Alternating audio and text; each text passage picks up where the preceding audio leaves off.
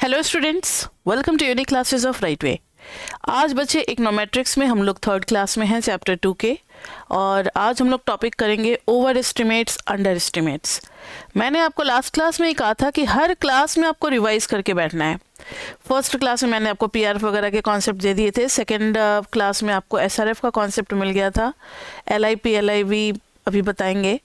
और आज हम लोग करने वाले हैं पहले over estimate and under estimate.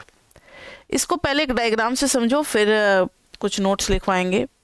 पहले मान लो कि हमारा डायग्राम ये है, मतलब ये स्कैटर प्लॉट है, ठीक है। ये स्कैटर प्लॉट है। अब हम लोग इसका एक लाइन बनाने का कोशिश कर रहे हैं, सपोज करो, ठीक है। तो लाइन जो है वो ऐसे भी बन सकता है। एक अभी हम हटा देते हैं, बहुत सारा है पॉइंट्स, ठीक है। यहाँ पे सिंगल पॉइंट है, यहाँ पे सिंगल पॉइंट है, इसके सामने कोई पॉइंट नहीं है, ठीक है। अब इनके बीच से निकाल रहे हैं तो ये एक एसआरएफ आ रहा है हमारा, ठीक है। This is our SRF. Blue वाला जो है वो एसआरएफ है, रेड वाला जो है वो पीआरएफ है। सपोज करो हमारा पीआरएफ ये रहा, रेड वाला जो है वो पीआरएफ है। अगर यही पॉपुलेशन का अगर होता, किसी पॉपुलेशन का अगर इमेज लिया जा रहा है तो ये पीआरएफ बन रहा है। सपोज करो ये एसआरएफ है और इस एक्स के सामने यहाँ पर एक एक्स है। एक मिनट, अब आप समझ ही गए हो, इनको हटा देते, नहीं तो आप डेटा से कंफ्यूज करोगे। यहाँ पर है x1, येलो से हम ज्वाइन कर देते, ये रहा x1 और ये रहा इसके सामने जो है वो है x2, ठीक है। ये x1 है और ये x2 है। सो दिस इज x2। x1 के सामने जो एसआरएफ पे जो पॉइंट होगा, ब्लैक से जो हम कर रहे हैं, ये रिप्रेजेंट होगा y1 हैट से। एसआरएफ पे हैट वाली वैल्यूज होती है, लास्ट क्लास में बता दिया था मैंने कि एसआरएफ पे जो एस्टिमेटेड वैल्यू आएगी वो हैट से रिप्रेजेंट होगी। जो पीआरएफ पे उसके सामने वैल्यू आ रही है, that is your expected value, that is expected value of y when x is equal to x1। तो इतना बड़ा ना लिख करके सीधे x1 भी लिख सकते हैं। और ये जो पॉइंट है रेड वाला, that is actual y1। Actual में y1 कितना है, समझ में आ गई बात, सिचुएशन। x1 के सामने एक्चुअल y1 कहीं और है, लेकिन बाकी सारे डेटा को सेटिस्फाई करता हुआ एसआरएफ कहीं और से जा रहा है, ब्लू वाला। सारे डेटा को कवर करता हुआ पीआरएफ कहीं और से जा रहा है, रेड वाला, ठीक है। अब ध्यान से देखना, ये जो गैप है y1 और एक्सपेक्टेड वैल्यू के बीच में, ये फर्स्ट क्लास में मैंने आपको बताया था, इसको लिखेंगे u1। इसको क्या लिखेंगे, u1, मतलब एग्जैक्ट y और expected value of PRF, expected conditional expectancy के बीच में जो गैप होता है, दैट इज कॉल्ड u1। और y1 और एसआरएफ की वैल्यू के बीच में जो गैप होता है, दैट इज कॉल्ड e1। क्योंकि x1 है इसलिए 1 1 से रिप्रेजेंट कर रहे हैं, क्लियर। अब ध्यान से सुनो, यहां पर एक्चुअल y2 ये रहा, x2 के सामने में पीआरएफ कहता है कि इतना होना चाहिए पीआरएफ के हिसाब से, that is expectancy of y when x2। और एसआरएफ कहता है कि इतना होना चाहिए, यानी y2 हैट। तो क्लियर से देखना, जो इन दोनों के बीच में गैप है दैट इज u2, और जो y2 और एक्चुअल y2 और y2 हैट के बीच में जो गैप है दैट इज e2, रेसिड्यूअल के फॉर्म में। दोनों में कुछ अलग बात है। अलग बात क्या है कि यहाँ पे y2 नीचे है और यहाँ y1 क्या है, ऊपर है, ठीक है। तो इसको हम लोग ट्रू वैल्यू बोलते हैं। क्या बोलते हैं, ट्रू वैल्यू। y2 के लिए भी ट्रू या फिर एक्चुअल वैल्यू बोल सकते हैं, ठीक है, वैल्यू। अब ध्यान से सुनो, जो पॉइंट ऑफ इंटरसेक्शन है उसको नाम दे दिया ए। तो हमारे पास दो सिचुएशन है, एक बिफोर ए और एक after a. Before A y1 hat जो है ये नीचे रह गया, y1 हैट जो है एक्चुअल y1 तक पहुंच ही नहीं पाया, तो ये अंडर एस्टिमेट हो गया, ठीक है। यानी एस्टिमेशन जो है वो कम रह गया, अंडर रह गया वैल्यू से, किसी वैल्यू से नीचे है, तो एस्टिमेटेड वैल्यू जब कम हो गई एक्चुअल वैल्यू से तो हम उसको अंडर एस्टिमेट का सिचुएशन कहेंगे। यानी before A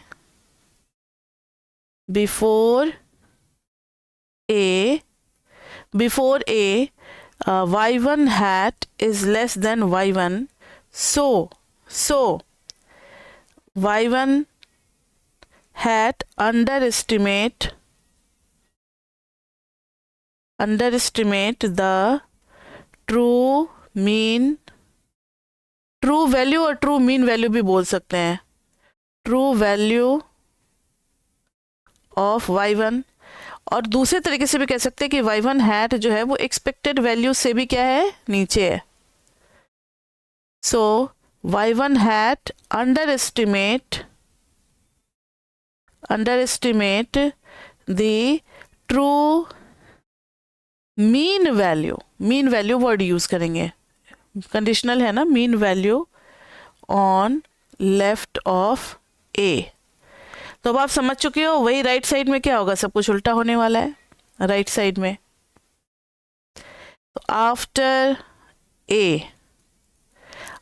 A capital A के बाद y2 हैट जो वो ऊपर चला गया y2 से, तो y2 hat is greater then y2, so y2 hat over estimate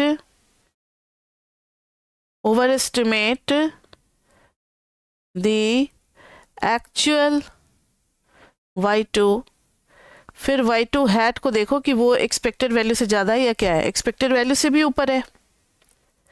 तो y2 hat is greater then expected conditional mean y for x2, so y2 hat over estimate the true mean value of y। ठीक है, तो ये हो गया over estimate और under estimate का case. ठीक है, तो अंडर एस्टिमेट में क्या होगा कि छोटा पड़ जाएगा y1 हैट, कुछ ऐसा सिचुएशन होगा कि y1 हैट आ जाएगा y1 माइनस समथिंग अल्फा, तो हम कहेंगे कि अंडर एस्टिमेट है। और y1 hat is equal to, अगर y1 प्लस अल्फा आ गया तो हम कहेंगे ओवर एस्टिमेट का केस है, कुछ ज़्यादा आ रहा है, एक्चुअल वैल्यू से कुछ ज़्यादा आ रहा है तो ओवर एस्टिमेट है, पॉजिटिव एरर है तो ओवर एस्टिमेट है, नेगेटिव एरर है तो क्या है, अंडर एस्टिमेट है। तो अब मेरे ख्याल से अंडर एस्टिमेट और ओवर एस्टिमेट काफ़ी अच्छे से क्लियर हो चुका है, क्योंकि इसका भी यूज़ आगे के डेरिवेशंस में पड़ेगा। स्पेसिफिकेशन एरर जब अब बायस आ जाएगा वहाँ पे सब जगह निकालेंगे तो ये लिखेंगे कि it is over estimating, it is under estimating. तो आप यहाँ टॉपिक समझ जाओगे तो आगे के जो 7, 8, 9, 10 है ना, उसमें थ्योरी काफ़ी ज़्यादा है, बहुत लंबे लंबे क्वेश्चंस हैं, लेंदी, तो वहाँ पे डेरिवेशंस भी करना है आपको, तो वहाँ ये चीज़ आपको हेल्प करेगा। तो यहाँ पे जैसे जूनियर क्लास में ABCD सिखला दिया जाता है ना, फिर वर्ड फॉर्मेशन आगे बताया जाता है, वैसे ही अभी आपका ये बिल्कुल टॉडलर वाला इकोनोमेट्रिक्स है। ओके, अब आगे हम लोग देखेंगे LIP एंड LIV। क्या टॉपिक पढ़ने वाले हैं, LIP and LIV। Full form से ही काफ़ी कुछ क्लियर हो जाएगा। LIP का मतलब होगा लीनियर इन पैरामीटर्स, और LIV का हो जाएगा लीनियर इन वेरिएबल्स। तो पहला लिखेंगे LIP, linear in parameters. Linear in parameters that is जो β1 और β2 होते हैं ना, इन्हीं को कहा जाता है पैरामीटर्स, रिग्रेशन पैरामीटर्स। एक होता है स्लोप पैरामीटर, एक होता है हमारा intercept parameter. That is β1 β2, linear in parameters में that is β1 β2 have degree of 1। अब LIV, अच्छा LIP का कुछ एग्जाम्पल देख लो, जैसे y is equal to β1 plus β2x, ये तो LIP है ही, बिल्कुल सही है। y is equal to β1 plus β2 by x, तो ये भी LIP है, क्योंकि β1 β2 का पावर जो है ना वो क्या है, 1 है। अब y is equal to β1 plus root β2x, not LIP। y is equal to β1 square plus 1/β2x not LIP। तो आप समझ गए पैरामीटर का पावर हमेशा क्या रहेगा, 1 रहेगा, तो उसको हम लोग LIP मॉडल बोलेंगे। अब LIP और LIV का बहुत बड़ा सिग्निफिकेंस है, क्योंकि जो मॉडल LIP और LIV होता है ना, LIV ना भी हो, LIP तो बहुत जरूरी है। PP LIP होना बहुत जरूरी है, तभी हम हाइपोथेसिस टेस्टिंग कर पाएंगे, अदरवाइज नहीं करेंगे, सब कुछ गड़बड़ सड़बड़ाने लगेगा। ठीक है, तो LIP हो गया। Next is LIV। LIV में तो आपको पता है both variables x and y have degree of 1। Both variables x and y have degree of 1, ये होता है LIV। ये होता है LIV। जैसे y is equal to β1 plus β2 x, ये हो गया LIV। y is equal to β1 plus root β2 x, ये हो गया LIV। LIP नहीं है। y is equal to 1/β1 plus root under या कुछ भी β2 स्क्वायर कर दो x, ये LIV है, लेकिन LIP नहीं है। ठीक है, तो अब आप किसी भी मॉडल को डिसाइड कर सकते हो कि वो LIP और LIV है या नहीं। अब LIV के साथ क्या है, मैंने आपको बताया था, एक बार फिर से आप नोट कर लो कि LIV के साथ प्लस पॉइंट क्या है कि अगर ये स्ट्रेट लाइन है, स्ट्रेट लाइन होगा ही LIV है, बोथ डिग्री अगर 1 है तो ग्राफ तो हमेशा स्ट्रेट लाइन बनेगा। तो जब भी आप x में 1 यूनिट चेंज करोगे तो जो y में चेंज होगा वो कांस्टेंट रहेगा, जो y में चेंज होगा वो क्या रहेगा, कांस्टेंट रहेगा। ठीक है, इधर मान लो क्वांटिटी हो गया, इधर हो गया कुछ भी हो गया, अपना प्राइस है, तो स्लोप हर जगह क्या है, कांस्टेंट है। Slope of sample at A and B। ठीक है, अब इधर देखो, अगर कुछ ऐसे है ग्राफ, तो इधर 1 यूनिट का चेंज कर रहे हैं, लेकिन इसमें तो काफी बड़ा चेंज दिख रहा है, और इधर 1 यूनिट का चेंज कर रहे हैं, चेंज काफी छोटा दिख रहा है, तो स्लोप सेम नहीं है। Slopes are not same. Slope of sample at A and B, ये हटा दो A एंड B, अब वो बुक में कुछ रहा होगा। Slopes are everywhere same. Slopes are same everywhere, तो कांस्टेंट स्लोप का हम लोग डायरेक्टली यूज कर लेते हैं, और यहाँ हर पॉइंट पे स्लोप निकालना पड़ता है। ठीक है, अब इसके बाद से आपको जानना थोड़ा थोड़ा इंट्रो मल्टीपल लीनियर रिग्रेशन के बारे में भी। इसके बारे में वैसा हालांकि हम लोगों ने लास्ट क्लास में डिस्कस किया था, डिमांड ऑफ कार वाला याद है, मल्टीपल लीनियर रिग्रेशन।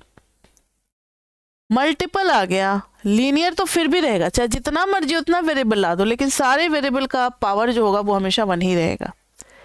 पावर क्या रहेगा, 1 ही रहेगा। यानी expected value of y is equal to β1 plus β2 x2i plus β3 x3i plus β4 x4i। देख रहे हो कितना वेरिएबल है, एक से ज़्यादा आ गया ना, देखो तो 1 2 3, 3 आ गए, 3 क्या आ गए, इंडिपेंडेंट वेरिएबल आ गए। एक से ज़्यादा इंडिपेंडेंट वेरिएबल हो गए तो फिर ये कहलाएगा मल्टीपल। अब ये 2 वेरिएबल वाला नहीं रहा। अब आपको अगर मैम आपने चैप्टर का नाम तो लिखा लीनियर रिग्रेशन इन 2 वेरिएबल्स, और इसमें आप पढ़ा रहे मल्टीपल, नहीं बच्चे, अभी बस इंट्रो दे रहे हैं। ये चीज़ डिटेल में हम लोग चैप्टर 4 में पढ़ेंगे। ठीक है, इसमें कैसे एक्सपेक्टेंसी लिखा जाता है, तो expectancy of y when x2i x3i, सबका कंडीशन लिखा जाता है, x4i मतलब सबका। ठीक है, हो सकता है कि लेट x2i जो है वो क्या है, इनकम है, x3i जो है वो क्या है, नंबर ऑफ मैथ्स क्लासेस है, नंबर ऑफ मैथ्स क्लासेस है, क्योंकि हम y क्या ले रहे हैं, y तो वो ले रहे हैं ना, मैथ्स स्कोर ले रहे हैं, इसलिए मैथ्स की क्लासेस का भी जिक्र किया है हमने। मैथ्स का स्कोर है सेट स्कोर है, और x4i कुछ भी हो सकता है, मान लो एज है, एज भी तो बड़ा फैक्टर होता है ना। ठीक है, तो ये हो गया हमारा सेट स्कोर में जो फैक्टर्स जो कि उसको अफेक्ट कर सकते हैं। तो जरूरी नहीं कि सिर्फ इनकम ही अफेक्ट करेगा, बहुत सारे फैक्टर्स हो सकते हैं, और जब बहुत सारे फैक्टर्स होंगे तो कैसा आएगा, मल्टीपल लीनियर रिग्रेशन। अब आपको थोड़ा थोड़ा आइडिया लग गया होगा कि मैम ऐसे तो जब हम प्रैक्टिकली करते हैं तो कोई भी चीज़ एक वेरिएबल पे तो डिपेंड करती नहीं, बहुत सारे वेरिएबल अफेक्ट करते हैं। तो यस बच्चे, आप बिल्कुल सही सोच रहे हो। आगे चल करके जब हम प्रैक्टिकली उसको मार्केट में अप्लाई करेंगे, जब हम जॉब करेंगे या कुछ भी करेंगे इसके ऊपर रिसर्च या एनालिसिस, तो मल्टीपल ही हमारे काम में आएगा। Linear regression of two variables तो गया तेल लेने, उसकी तो जरूरत ही नहीं है। ठीक है, क्या काम आएगा? मल्टीपल ही ज़्यादातर काम आएगा, क्योंकि एक चीज़ सिंगल वेरिएबल से अफेक्ट नहीं होती, बहुत सारे वेरिएबल चाहिए होते हैं। अब इसका स्टोकेस्टिक पीआरएफ क्या बनेगा मल्टीपल में? आपको पता ही है, बस एक एरर टर्म ऐड कर देना है। स्टोकेस्टिक पीआरएफ क्या बनेगा? तो expected value of y i for given जो है is equal to β1 plus β2 x2y plus β3 x3y। अच्छा, कुछ बुक में ना ये नहीं लिखते, सीधा ये लिख देते हैं वाई आई, तो भी मीनिंग क्लियर हो जाता है राइट हैंड साइड का β1 β2 देख करके कि ये पीआरएफ की एक्सपेक्टेड वैल्यू है। ठीक है, ये मीन है, ये एक्चुअल वैल्यू नहीं है, ये मीन है, ये देख के पता लग जाता है। प्लस β4 x4i, क्योंकि एक्चुअल वैल्यू के लिए ऐसे कोई इक्वेशन नहीं बनेगी ना। इक्वेशन जब भी बन रही होगी तो वो पीआरएफ या एसआरएफ के लिए बन रही होगी, तो वो पैरामीटर देख करके आइडिया लग जाएगा। This is your expected value, और उसके साथ क्या आ गया? एरर आ गया, तो expected y plus u I. This is stochastic PRF, this is stochastic PRF. अब न्यूमेरिकल की बारी आ रही है। देखो, थोड़ा थोड़ा आइडिया सबके बारे में हो गया कि मल्टीपल में क्या पढ़ने वाले हैं, एलआईपी क्या है, एलआईवी क्या है, ओवर एस्टिमेट क्या है, अंडर एस्टिमेट क्या है, ये सारे छोटे छोटे टॉपिक्स तो हो गए। अब जो मेन आ रहा है वो आ रहा है ओएलएस। ओएलएस पे आप ट्रिपल स्टार लगा लें, क्योंकि इससे क्वेश्चन आता ही आता है पेपर में। या तो सीधा डेरिवेशन पूछ देंगे, या फिर इसके डेरिवेशन में जो फॉर्मूला आएगा उससे रिलेटेड क्वेश्चन न्यूमेरिकल पूछ देंगे। तो ओएलएस का फुल फॉर्म होता है ऑर्डिनरी। ऑर्डिनरी इसलिए क्योंकि ज़्यादा ये बहुत कॉमन सा मेथड है, ये सब जगह यूज़ होता है, इसलिए इसका नाम ऑर्डिनरी है। Ordinary least square method. अब लीस्ट क्यों? क्योंकि सबसे कम, और स्क्वायर किस चीज़ का? तो डेविएशन का। भी देखते हैं, चलो हम लोग 2-3 सिचुएशन डिस्कस करते हैं। थोड़ा सा इसको छोटा करते हैं। मान लो कि ये एसआरएफ है, ये क्या है? एसआरएफ है। सारे के सारे पॉइंट्स इसी पे आ गए, सारे के सारे पॉइंट्स इस पे ही आ गए, तो समेशन ई आई क्या हो जाएगा? 0। भाई एरर तो है ही नहीं, तो एरर का सम भी क्या हो जाएगा? 0 हो जाएगा। क्लियर? अब दूसरा सिचुएशन देखो।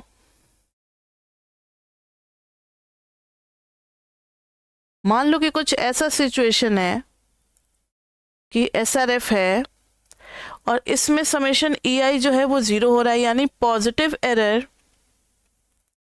Is equal to negative error.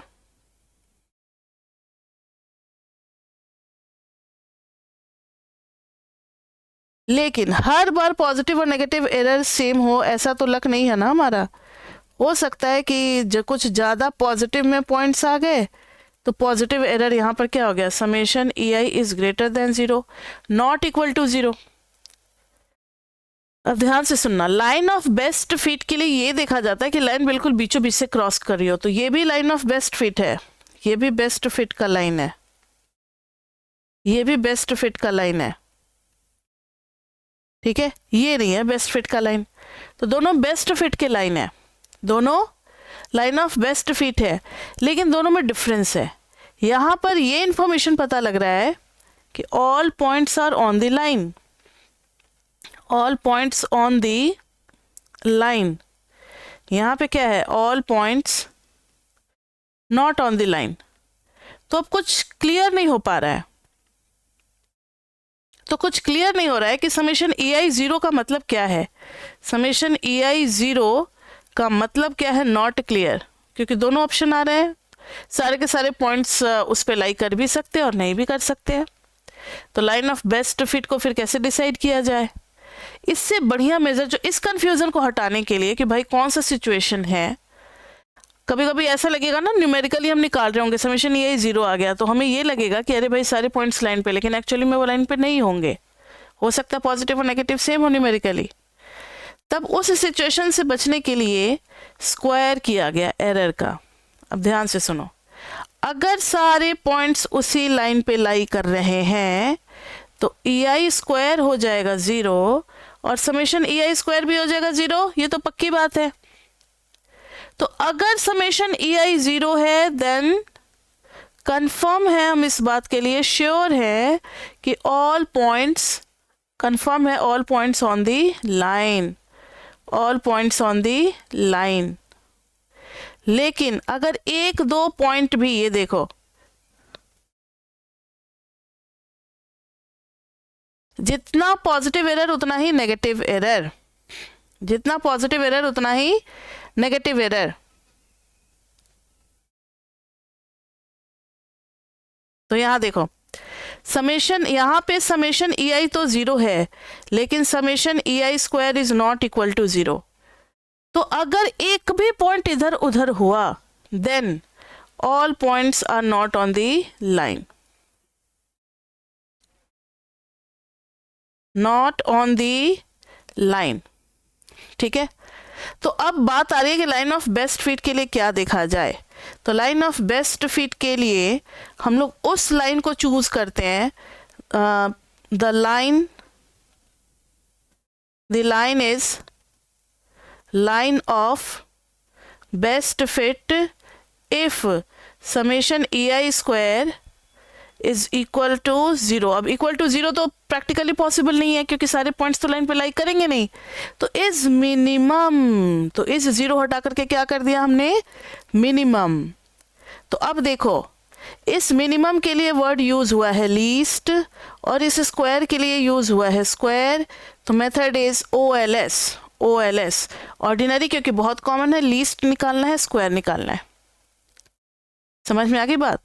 तो ये क्वेश्चन पूछते हैं, ये पूछते हैं ये कि y sum of squares, Y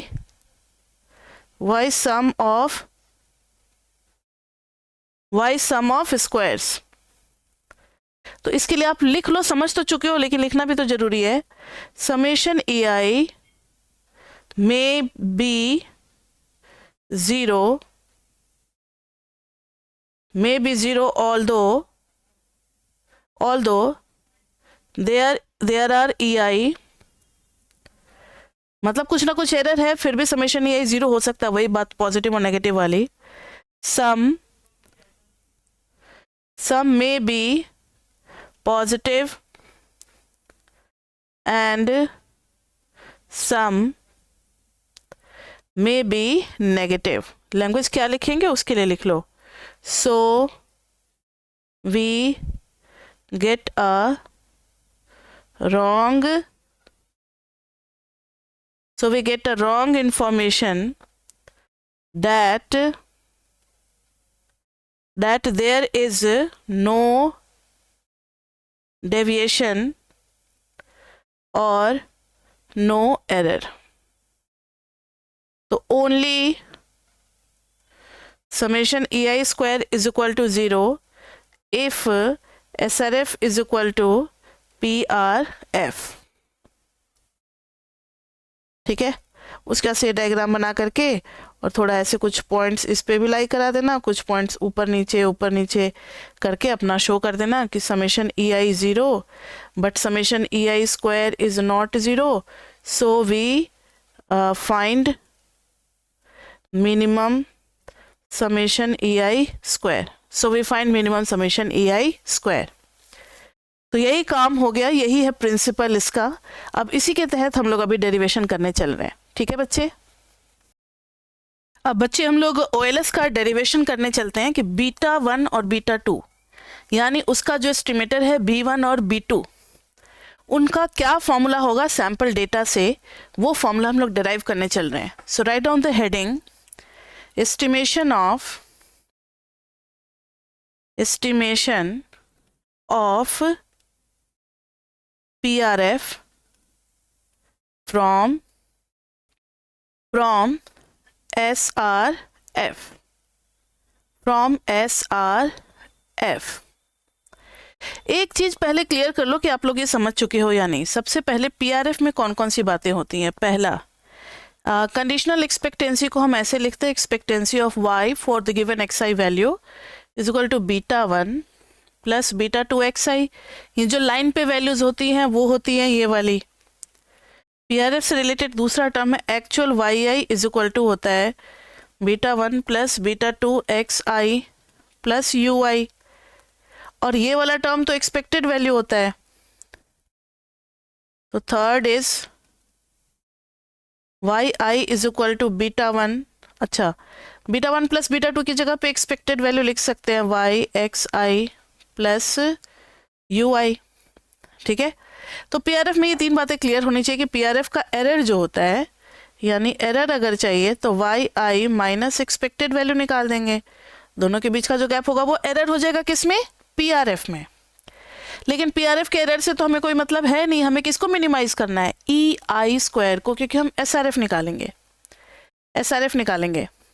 तो एसआरएफ में भी कुछ इसी तरीके से चलेगा। पहला है y i hat, hat SRF में जो लाइन पे वैल्यू होती है वो होती है वाई आई हैट, जो एक्चुअल वैल्यू होती है वो होती है y i.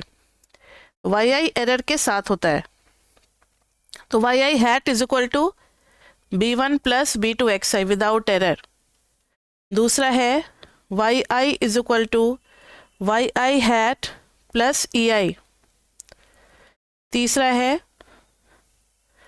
Y i is equal to b one plus b two x i plus e आई। समझ में आ गई बात?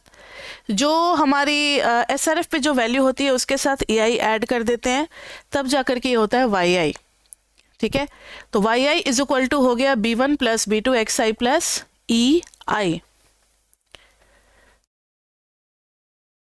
अब OLS में ध्यान से रहे कि ई आई क्या आ गया, जब ई आई निकालोगे तो इन दोनों का डिफरेंस होगा, तो e i is equal to y i minus y i hat, यानी कि e i is equal to हो जाएगा y i minus b one minus b two x i. फिर ई आई स्क्वायर क्या हो जाएगा, ई आई स्क्वायर हो जाएगा y i minus b one minus b two x i का होल स्क्वायर। और अब इस पे समेशन ले लेंगे, देखो एक एक स्टेप करके कर रहे हैं। Summation e i square is equal to summation y i minus b one minus b two x i का स्क्वायर। अब इसको मिनिमाइज करेंगे, we try to minimise summation e i square. अब समेशन ई आई स्क्वायर को हमें minimise करना है, minimise करना, कुछ इसको नाम दे दे, क्या नाम दे, क्या नाम दे बताओ? नहीं देते, चलो ऐसे ही कर देंगे, कोई बात नहीं। तो इसमें हमें पैरामीटर निकालना है b1 और b2, दो दो है, दो दो है। अब दो दो पैरामीटर को निकालने के लिए अगर दो दो वेरिएबल होते थे तो हमने मल्टीवेरिएट कैलकुलस में चैप्टर 17 में MME में पढ़ा था मैक्सिमा मिनिमा निकालने का तरीका, आपको याद है? थोड़ा सा रिवाइज करा दे बच्चे। fxy हुआ करता था, तो फॉर मैक्सिमा और minima fx dash is equal to 0, fy dash is equal to 0, मतलब पार्शियल डेरिवेटिव। फर्स्ट ऑर्डर का पार्शियल डेरिवेटिव दोनों के रिस्पेक्ट में 0 होगा। तो यहाँ भी अब आपको b1 और b2 के रिस्पेक्ट में देखना है, इन दोनों की वैल्यू चाहिए।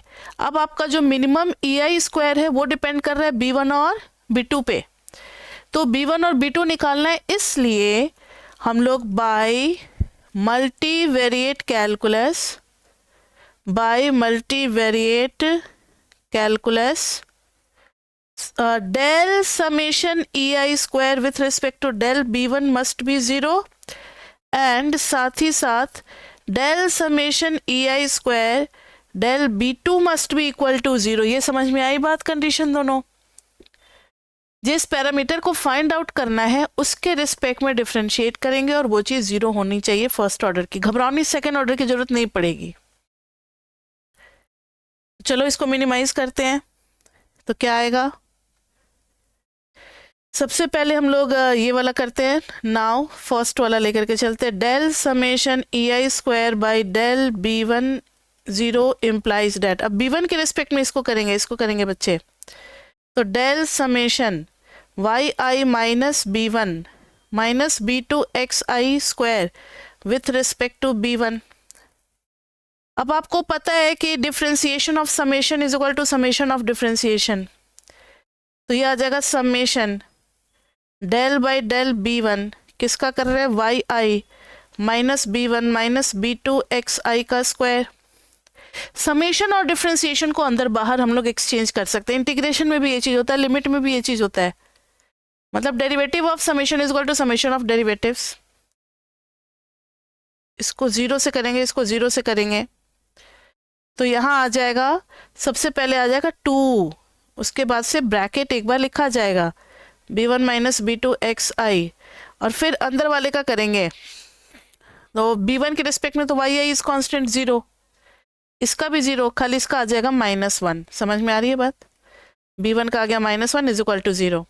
अब -2 तो हो गया 0, दिस एंड दिस 0, तो बचा summation y i minus b1 minus b2 x i -2 बाहर निकाल करके 0।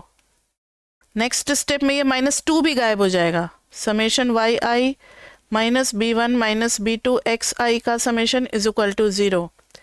अब देखो ये आ जाएगा समेशन वाई आई अलग अलग कर रहे हैं, minus summation b1 minus summation b2 x i is equal to 0।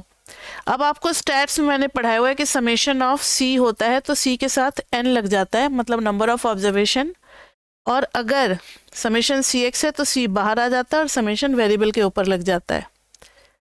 खाली अकेला कांस्टेंट है तो उस पे समेशन करेंगे तो n लग जाएगा, जितने टाइम्स नंबर ऑफ ऑब्जर्वेशन होगा उतनी बार कांस्टेंट ऐड हो रहा होगा, और अगर वेरिएबल है तो कांस्टेंट बाहर आ जाएगा और वेरिएबल का समेशन हो जाएगा। सब पढ़ा रखे हैं, चैप्टर 3 से ही डेरिवेशन स्टार्ट हो गया था डिवोर में, याद होगा आपको। नहीं याद है तो ये 2 रूल लिख लो, इसका यूज बार बार पढ़ता रहेगा हर डेरिवेशन में, और अब हर चैप्टर में डेरिवेशन है। तो यहाँ देखो ये समेशन वाई आई तो आ गया, माइनस b1 के साथ लग गया n, माइनस b2 आ गया बाहर, summation x i is equal to 0। तो एक इक्वेशन तो हमारा b1 b2 में आ गया, इसको कहते हैं फर्स्ट नॉर्मल इक्वेशन, या ठीक है। अगर इसको हम n से डिवाइड कर दे तो क्या होगा, 0 है तो summation y i is equal to b1 n plus b2 summation x i, और अगर डिवाइड कर दें n के साथ दोनों साइड, डिवाइड विथ n, तो ये आ जाएगा summation y i by n is equal to b1 n by n plus b2 summation x i by n। तो ये हो जाएगा y i mean is equal to b1 plus b2 x mean. ये हो गया हमारा फर्स्ट इक्वेशन। वैसे first equation हम लोग इसको मानने वाले हैं, किसको, b1 प्लस b2 वाले को। First equation, this is our second equation. तो ये दोनों इक्वेशन किससे आए हैं, जब हमने b1 के रिस्पेक्ट में डिफरेंशिएट किया है, जब हमने किसके रिस्पेक्ट में किया है, b1 के रिस्पेक्ट में। अब हम लोग करने चल रहे हैं differentiating summation e i square with respect to b2, तो मिलेगा del summation e i square del b2 is equal to del by del b2 summation e i square का मतलब है summation y i minus b1 minus b2 x i का whole square. तो अब जब b2 के रिस्पेक्ट में करेंगे तो b2 के रिस्पेक्ट में क्या होगा बच्चे, फिर से वही समेशन के अंदर में चला जाएगा डेल बाई डेल b2, और किस पे लगेगा, y i minus b1 minus b2 x i का होल स्क्वायर। क्लियर। तो समेशन, अब पहले तो जो ब्रैकेट का पावर 2 है तो चेन रूल से वो 2 आ जाएगा साइड में, और फिर अंदर में हो जाएगा y i minus b1 minus b2 x i का पावर 1 लिखते नहीं है, लिखो या ना लिखो कोई फर्क पड़ता नहीं है, और b2 के रिस्पेक्ट में दिस वन इज कांस्टेंट तो इसका हो जाएगा डेरिवेटिव 0, b1 इज कांस्टेंट इसका हो जाएगा डेरिवेटिव 0, और b2 के लिए आ जाएगा माइनस एक्स आई कोफिशिएंट, तो माइनस एक्स आई आ गया और इज इक्वल टू 0। इसको 0 करेंगे ना, क्यों, क्योंकि b2 के रिस्पेक्ट में करके फिर 0 करेंगे, तो -2 तो बच्चे बाहर आ गया, समेशन वाई आई, और ये एक्स आई इसके साथ भी मल्टीप्लाई होगा, इसके साथ भी मल्टीप्लाई होगा, इसके साथ भी मल्टीप्लाई होगा, तो वाई आई के साथ एक्स आई आ जाएगा, है ना। अच्छा ज़्यादा हो रहा है जल्दी तो थोड़ा सा आराम से करते हैं। Minus b one minus b two x i, minus तो ले चुके हैं, x i is equal to 0, -2 हो गया 0, summation y i x i. अब देखो सबके साथ मल्टीप्लाई होकर के फिर समेशन भी लग करके आएगा। अब माइनस बी वन बाहर आ जाएगा, समेशन एक्स आई, फिर माइनस बी टू बाहर आ जाएगा, पहले तो एक्स आई स्क्वायर बनेगा, तो summation x i square is equal to 0। So this is our second equation, this is our second equation. या फिर थोड़ा सा और इसको कर सकते हो, summation y i x i is equal to b one summation x i plus b two summation x i square. This is our third equation. अब देखो बच्चे फर्स्ट और सेकंड तो सिमिलर ही है ना, बस थोड़ा सा फर्क है कि n से डिवाइड किया है नहीं किया है, तो दोनों सेम।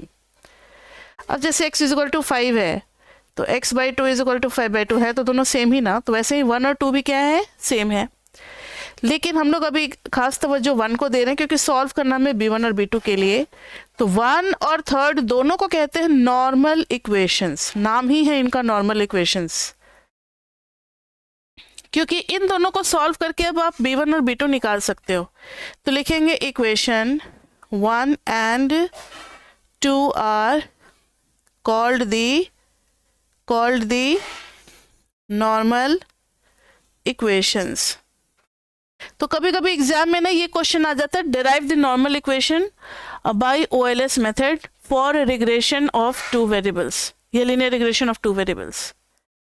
तो बस आपको नॉर्मल इक्वेशन तक निकाल करके छोड़ देना। अब अगर लिखा रहेगा फाइंड या एस्टिमेट द पैरामीटर ऑल्सो, तो अब आपको एस्टिमेट भी करना पड़ेगा, तो दोनों इक्वेशन को सॉल्व भी करना पड़ेगा। तो एक बार फिर से लिखते हैं दोनों को एक साथ।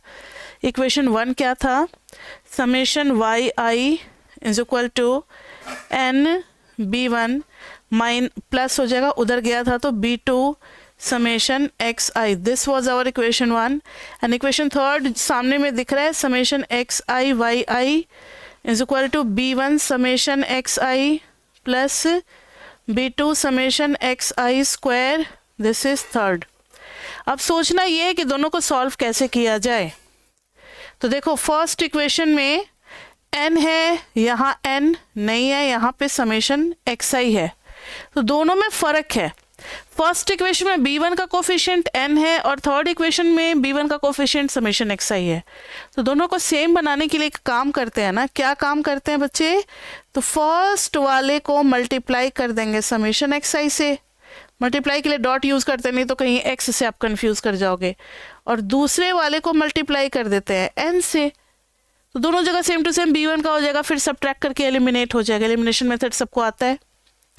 तो देखो बच्चे फर्स्ट वाले में समेशन एक्स आई से मल्टीप्लाई करें, तो summation x i into summation y i, LHS पे इधर आ गया NB1 into summation x i plus B2 summation x i का होल स्क्वायर। अब सेकेंड इक्वेशन में n से मल्टीप्लाई करेंगे, तो n into summation x i y i is equal to NB1, इस पूरे इक्वेशन में मल्टीप्लाई करें सेकेंड वाले में, ठीक है, n into B1 into summation x i plus n into B2 summation x i square. अब यहाँ पर करेंगे हम लोग सब्ट्रैक्ट।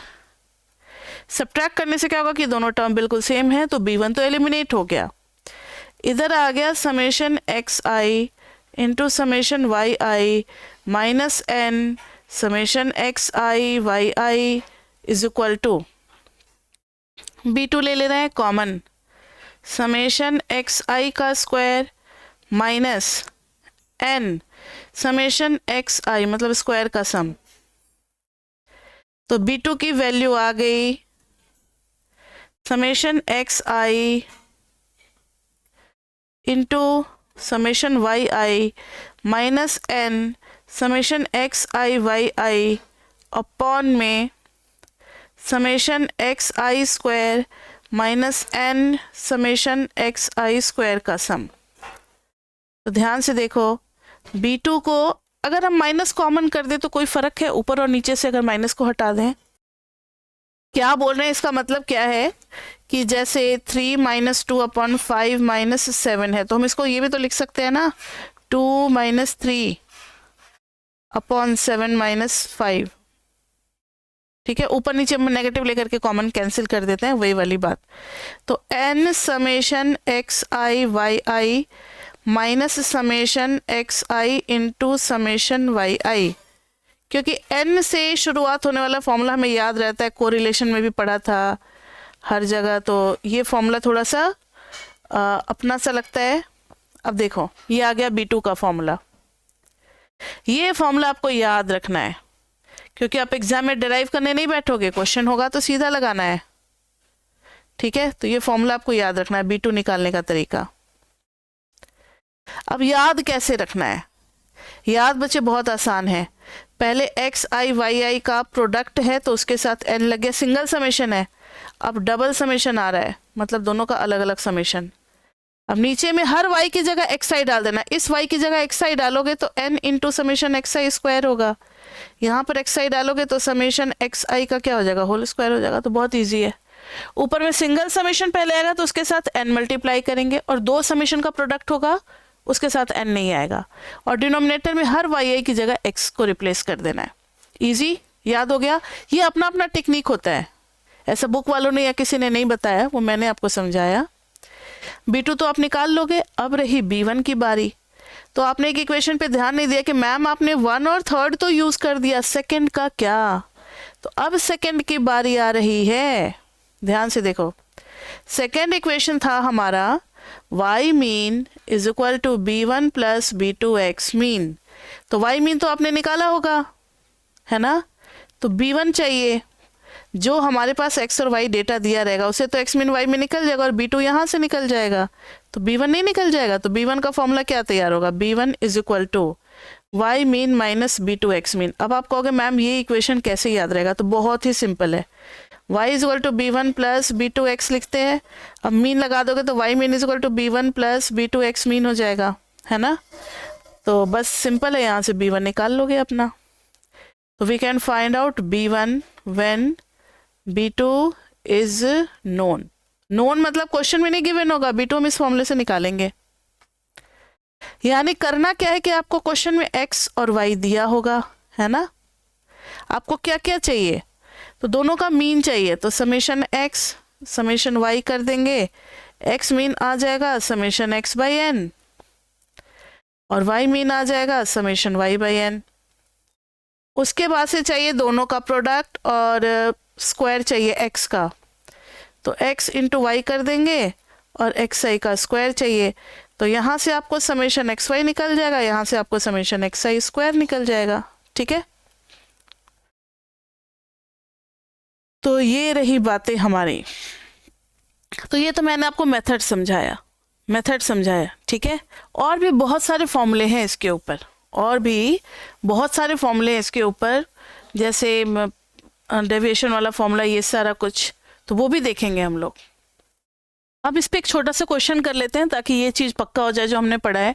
और भी मेथड हैं, like actual mean deviation method है, एक डायरेक्ट मेथड है, एक एज्यूम्ड मीन डेविएशन है। इन सब का डेरिवेशन भी करेंगे, लेकिन वो नेक्स्ट क्लास में करेंगे, ठीक है। अभी 1-2 क्लास रहता है, फिर प्रॉपर्टीज़ ऑफ रिग्रेशन कोफिशिएंट्स भी करेंगे हम लोग, तो कम से कम 2 क्लासेस तो और लगेंगी, और 1 क्लास हमारा एग्जाम्पल पे जाएगा, तो 3 क्लास तो हमारा कॉन्सेप्ट में जाएगा। तो अभी देखते हैं, पहले एक एग्जाम्पल करवाते हैं। चलो आप ही लोगों के लिए एक एग्जाम्पल ले लेते हैं कि ये स्टैट्स और ये मैथ्स का मार्क्स है। तो दोनों का डेटा इकट्ठा किया हमने, 5 बच्चों का सैंपल इकट्ठा किया। स्टैट्स में था, चलो 10 मार्क्स का टेस्ट लिया, ज़्यादा 2 डिजिट का नंबर नहीं लेते, कैलकुलेशन लेंदी हो जाएगा। 2 तो 4, 3 तो 3, 5 तो 6, फिर है 4 तो 2, और एक और कोई ले लो, कुछ ले लो ना अपनी मर्जी से, 6, 5। अब हमें ट्रेंड पता लगाना है, find stats marks when maths marks is 8। ये रहा क्वेश्चन। तो ये क्वेश्चन क्या है बच्चे, कि हमें स्टैट्स के मार्क्स का पता लगाना है व्हेन मैथ्स मार्क्स इज 8। यानी इसमें पहले कौन सी चीज हम पुट करेंगे, मैथ्स के मार्क्स पुट करेंगे तब स्टैट्स आएगा। तो इंडिपेंडेंट कौन सा हो गया, here independent is maths, maths पे डिपेंड कर रहा है ना स्टैट्स, तो इंडिपेंडेंट इज मैथ्स। तो let x is equal to maths marks और y, देन y क्या हो जाएगा, स्टैट्स वाले को हम लोग y ले लेंगे, तो x ले लेंगे और y ले लेंगे। x की वैल्यू क्या क्या है, 4 3 6 2 5 और स्टैट्स का क्या है 2 3 5 4 6। अब हमें एस्टिमेट करना है, रिग्रेशन इक्वेशन निकालनी है। इक्वेशन मतलब वही b1 b2 निकालना है। अभी जो फॉर्मूला लिखा था फॉर्मूला किसको किसको याद है बताओ। b2 का फॉर्मूला मैंने बताया था कि n लिख देना और सिंगल समेशन आएगा x into y minus summation x into summation y और नीचे में हर y की जगह x रिप्लेस कर देना है, तो x square minus summation x का होल स्क्वायर। तो यहाँ देखो x इंटू वाई भी चाहिए और x स्क्वायर भी चाहिए और फिर सब का सम चाहिए चारों का। तो पहले x इंटू वाई निकाले, 4 2 जा 8 3 3 जा 9 6 5 जा 30, इन दोनों को मल्टीप्लाई कर रहे हैं ना, 4 2 जा 8 6 5 जा 30 और फिर x स्क्वायर कर रहे हैं, तो 4 का स्क्वायर 16 9 36 4 और 25। सब का समेशन चाहिए, summation x summation y summation x y summation x square. Summation x कितना हो जाएगा, ऐड करो तो जरा नीचे से ऐड करो ऊपर की तरफ, 5 2 7 6 13 3 16 4 20। समेशन y कितना हो जाएगा, 3 2 5 5 10 और 10 20। ओह क्या लक है, अच्छा ठीक है 20 ही आ रहा है। फिर अब समेशन एक्स वाई चाहिए, तो 30 30 60 और 70 8 8 16 76 हो गया और 9 85 हो गया। अब आप लोग अपना कैलकुलेटर पे कर लेना। ये देखो हम लोग कैसे ऐड करते हैं, जो इजी दिखता है पहले उसको ऐड कर देते हैं। 16 9 25 और 25 50 हो गया, ये दोनों मिलाकर के 40 हो गया, तो मिलाकर के 90 हो गया, ठीक है। और साथ ही हमें एक्स बार की भी जरूरत पड़ेगी ही पड़ेगी, तो 20 बाई 5 ऑब्जर्वेशन 1 2 3 4 5, तो बाई 5 इज इक्वल टू 4 और y bar is equal to summation y by 5 is equal to 20 by 5 is equal to 4। तो अब b2 निकाल लेते हैं ना, n है 5, समेशन एक्स वाई कितना आया 85, समेशन एक्स वाई आ गया 85 minus summation x is 20 summation y is 20 by n कितना है 5 है, summation x square is how much 90 minus summation x का होल स्क्वायर यानी 20 का होल स्क्वायर। सॉल्व करो तो अब यहाँ पे तो कैलकुलेटर की जरूरत पड़ेगी बच्चे, नहीं रहेगा तो भी निकल जाएगा, लेकिन क्यों दिमाग पे जोड़ दे। 5 इंटू 85 इज इक्वल टू 425 और माइनस 400, ऊपर में बचेगा 25, नीचे में 450 माइनस दिस 50 बचेगा यानी कि 0.5 आ गया। अब b1 निकालने के लिए आपको पता है कि y mean is equal to b1 plus b2 x bar करेंगे, तो y मीन हमारा कितना है 4 और x मीन भी है 4, तो 4 is equal to b1 plus 0.5 into 4, तो ये आ गया 4 is equal to b1 plus 2, तो b1 की वैल्यू आ गई 2, तो b2 की वैल्यू आ गई और b1 की वैल्यू आ गई, hence SRF y hat is equal to b1 plus b2 x i becomes, regression equation आ गया बच्चे हमारे पास, y hat is equal to 2 plus 0.5 xi।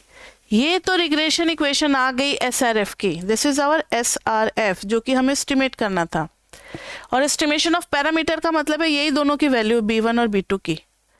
लेकिन लेकिन लेकिन क्वेश्चन अभी खत्म नहीं होता है, जब मैथ्स का मार्क्स 8 होगा तो स्टैट्स का मार्क्स बताना है।